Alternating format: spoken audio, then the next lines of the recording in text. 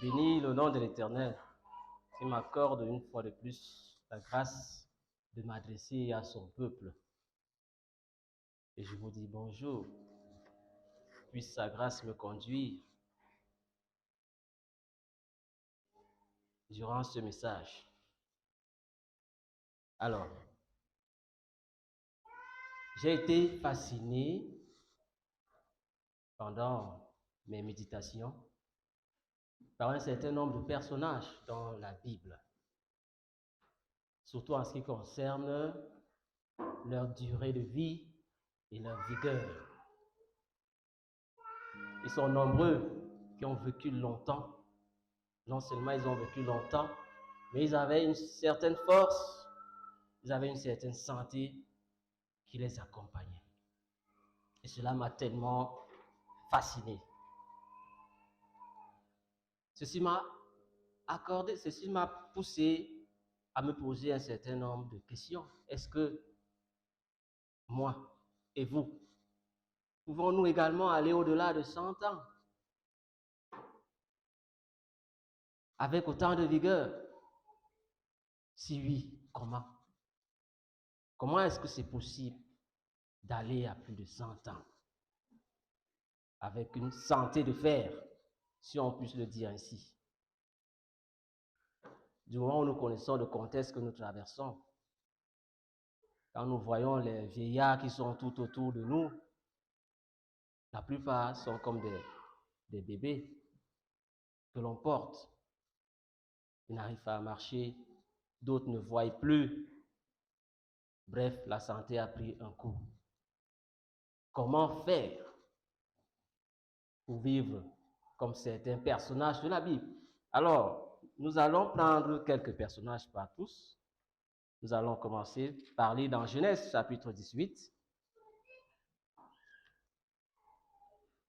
Genèse chapitre 18. Les 2 premiers versets, si le frère Josué peut nous projeter cela.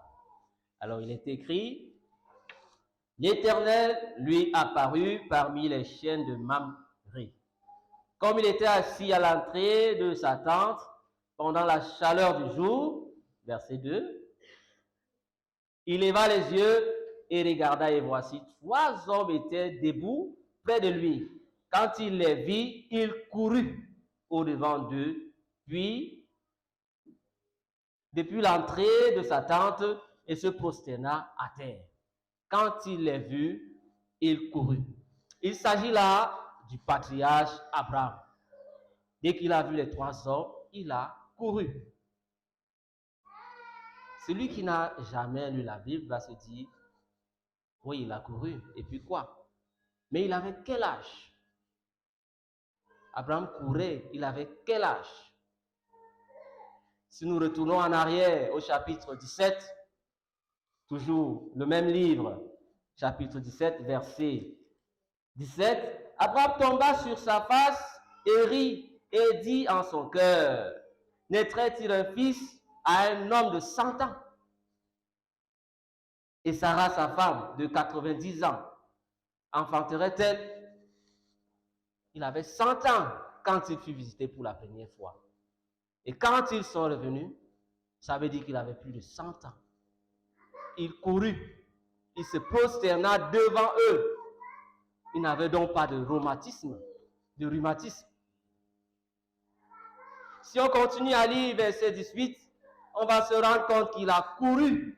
Il est allé dans son troupeau, il a pris un veau qu'il a remis à son serviteur.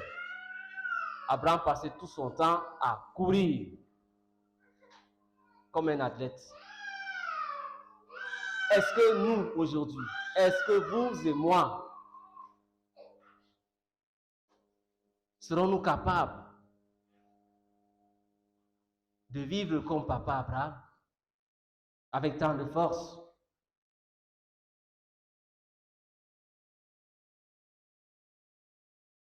Ce sont là des questionnements dont nous allons trouver des éléments de réponse. Il y a également un autre personnage dans le livre de Josué. Josué chapitre 14, versets 10 à 12. Josué chapitre 14, versets 10 à 12, il est écrit, « Maintenant voici, l'Éternel m'a fait vivre comme il l'a dit. Il y a 45 ans, l'Éternel parlait ainsi à Moïse lorsqu'Israël marchait dans le désert. Et maintenant voici, je suis âgé aujourd'hui de 85 ans. » Qu'est-ce que la suite nous dit? « Je suis encore vigoureux comme au jour où Moïse m'envoya. J'ai autant de force que j'en avais alors, soit pour combattre, soit pour sortir ou pour entrer. » Il s'agit là de Caleb. À l'âge de 85 ans, il dit qu'il a encore la force pour aller combattre. Il a encore toute la force pour aller faire la guerre. La même force qu'il avait lorsqu'il avait 40 ans. Cette vigueur est là, en lui. Comment est-ce qu'il a fait? Est-ce que ces personnages étaient différents de nous? Qu'est-ce qu'ils avaient de différent de nous? Qu'est-ce qu'ils avaient et que nous n'avons pas aujourd'hui? Et si nous continuons à lire ce passage, nous verrons qu'il a effectivement conquis les territoires en question. Il a vaincu 3 fils d'Anak. Nous savons qui sont les Anakim, des géants redoutables. Mais il a dit, donne-moi cette montagne. Donne-moi cette montagne. Et il a pris en possession la montagne en question. Âgé de plus de 85 ans. Est-ce que nous, on peut aller au-delà? Mes frères. Avec aussi de vigueur. Lisons un peu ce que nous dit le psaume. Le psaume 90, verset 10. Psaume 90, verset 10. Le jour de nos années s'élève de 70 ans. Et pour les plus robustes, de 80 ans. Et l'orgueil qu'il en tire n'est que peine, misère, car il passe vite. Et nous nous envolons. Les jours de nos années sont de 70 ans.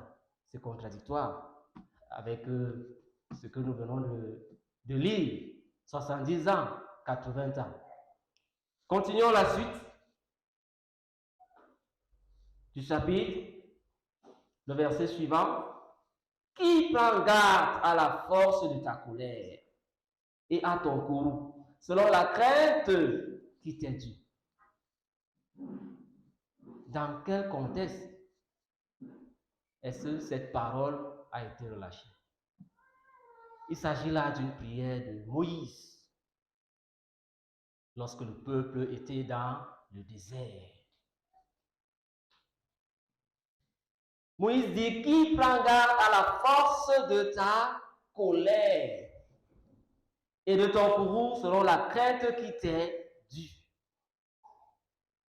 Le peuple d'Israël, nous savons tous, a passé son temps à tenter l'Éternel. Il n'avait pas peur de l'Éternel. Alors l'Éternel s'est mis en colère. Nous savons tous, toute personne âgée de plus de 20 ans, personne n'est arrivé à la terre promise. L'âge a été limité de 70 ans à 80 ans. Et donc ce verset-là ne s'adresse pas à moi. Il ne s'adresse pas à toi qui es enfant de Dieu. Parce qu'en ce temps, l'Éternel était en colère. Est-ce qu'il est encore en colère contre moi? Est-ce qu'il est encore en colère contre toi? Est-il en colère contre nous?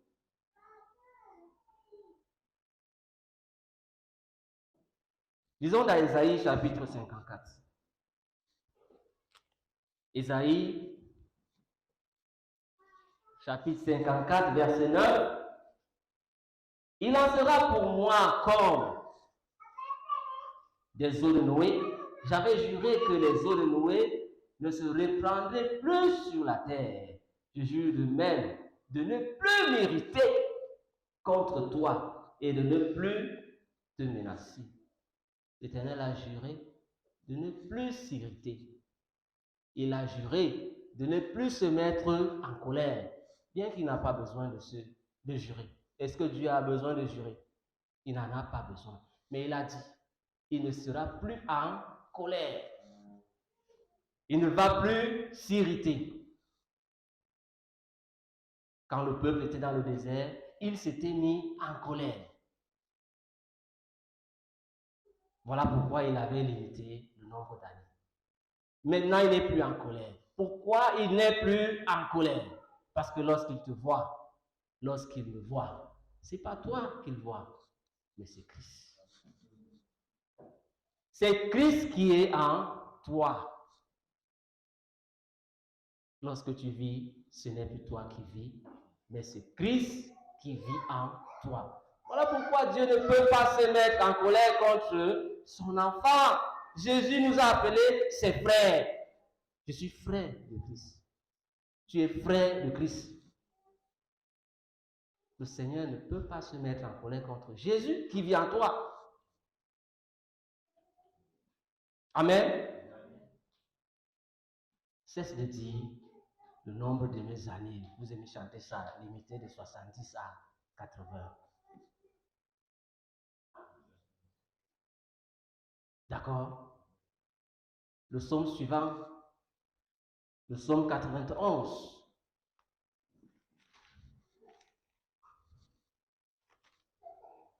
Le dernier verset du psaume 91 nous dit ceci. Je le rassasierai de longs jours. Et là, c'est plus Moïse. Et je lui ferai voir mon salut. Tu es déjà sauvé. Et il dit qu'il te rassasiera de longs jours. Pour toi, longs jours là, c'est 70 ans. Il n'a pas limité. Si tu limites ta part à 70, à 80, c'est ton problème. Il a bien dit qu'il va te rassasier de longs jours. Vous connaissez quand est-ce qu'on est rassasié? On n'en a plus besoin. Amen. Le Seigneur est clair. Il te rassasiera de longs jours. Donc nous pouvons aller au-delà de 80 ans. C'est possible. On le voit autour de nous. Mais quand ils atteignent ces âges, ils sont pour la plupart fatigués. Comment faire donc pour être en santé? Comment faire pour être aussi solide? Comme quelques rares personnes dont nous allons prendre quelques exemples. Est-ce que c'est possible? Christ a tout fait sur la croix. Il a accompli. Et comme nous l'avons chanté tout à l'heure, nous ne vivons que par sa grâce. Si tu peux voir Christ dans tout, tu vivras comme lui. Tu vivras aussi longtemps. Lisons dans Proverbe. Proverbe chapitre 4. Proverbe chapitre 4, verset 20. Mon fils, sois attentif à mes paroles. Prête l'oreille à mes discours. La suite. Qu'il ne s'éloigne pas de tes yeux. Garde-les dans le fond de ton cœur. On continue. Car c'est la vie. Pour ceux qui les trouvent, c'est la santé pour tous les cœurs. Amen. Le Seigneur ne ment pas. Le secret est là, dans sa parole. Garde-les dans ton cœur tous les jours. Il y en a qui font une semaine avant d'ouvrir leur Bible. tous les jours. Il a dit à Josué, médite nuit et jour. Tu peux aller au-delà. Parce que c'est là que tu vas trouver la vie. C'est là que tu vas trouver la santé.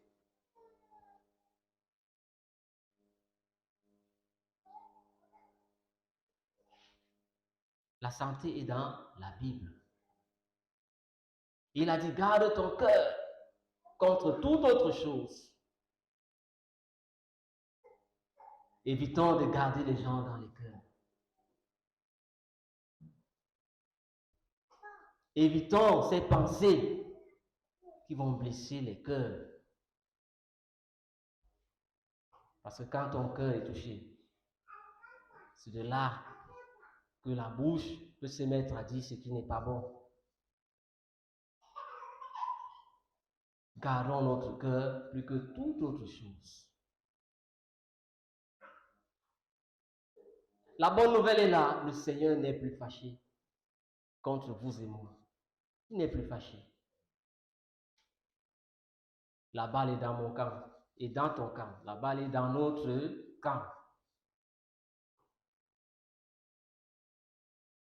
Il nous revient à nous de méditer, comme il a dit, que tes yeux ne se détournent pas.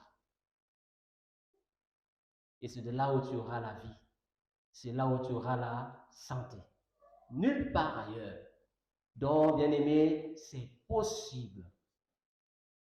C'est possible d'avoir plus de 100 ans et d'être aussi fort. Avoir toute la santé possible. C'est bien possible. Amen. Et que cela soit ton partage. Ne méditez plus, mes jours s'arrêtent à 70 ans. Nos jours s'arrêtent à 4. Pour les plus vigoureux, non. Pour les plus vigoureux, ça va à plus de 120 ans. C'est possible. J'en connais les hommes de Dieu. Bien solides. Bien solides. Ils trouvent leurs secrets dans la parole. Et quand tu médites la parole, essaye de regarder Jésus partout. Regarde Jésus partout. Regarde l'œuvre qu'il a accomplie, ce qu'il a fait pour toi. Et garde ton cœur contre toute autre chose. Contre ce qui pourrait venir s'aimer l'amertume.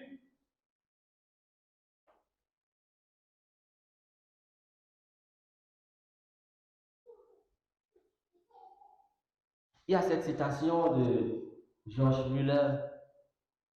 Si Josué peut nous projeter cela.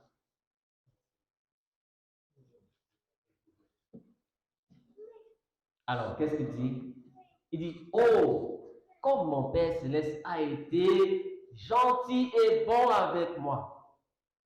Je n'ai ni courbature, ni douleur, ni rhumatisme. Et maintenant, dans ma 93e année, je peux faire une journée de travail dans les orphelinats avec autant de facilité et de confort que jamais. Amen. Voilà un témoignage. 93 ans. Il peut faire pas une heure, une journée de travail sans courbature, sans rhumatisme. Quel est son secret? C'est là, c'est la parole. C'est la parole, tout simplement. L'Éternel m'a accordé la grâce d'écouter un papa et de le voir, un homme de Dieu, Papa Talingano. Je ne sais quel âge il a, mais pendant qu'il témoignait, pendant que Bokassa était encore en vie, lui, il évangélisait déjà. S'il évangélisait quand Bokassa était en vie, nous pouvons imaginer quel âge il a. Ce papa nous a tenus debout pendant plus de 2 heures de temps. Pendant plus de 2 heures de temps, il était debout, il sautait comme un enfant de 12 ans, avec toute la vigueur possible. Nous l'avons vu. Pendant plus de 2 heures, parce que j'ai enregistré, il s'est allé à plus de 2 heures.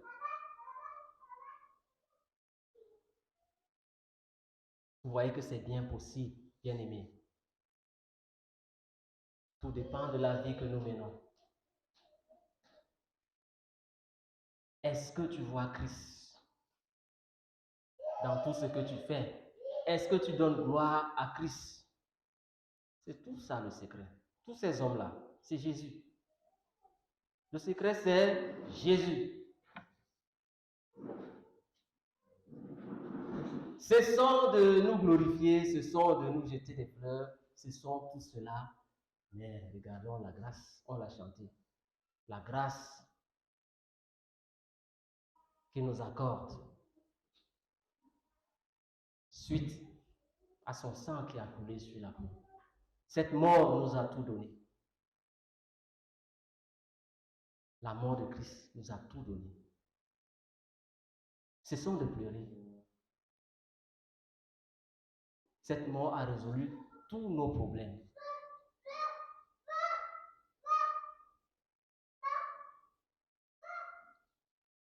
Que l'Éternel nous accorde la même grâce qu'il a accordée à ses serviteurs qui vivent aussi longtemps en ayant la santé et la vigueur. Que cela soit notre partage au nom de Jésus. Amen.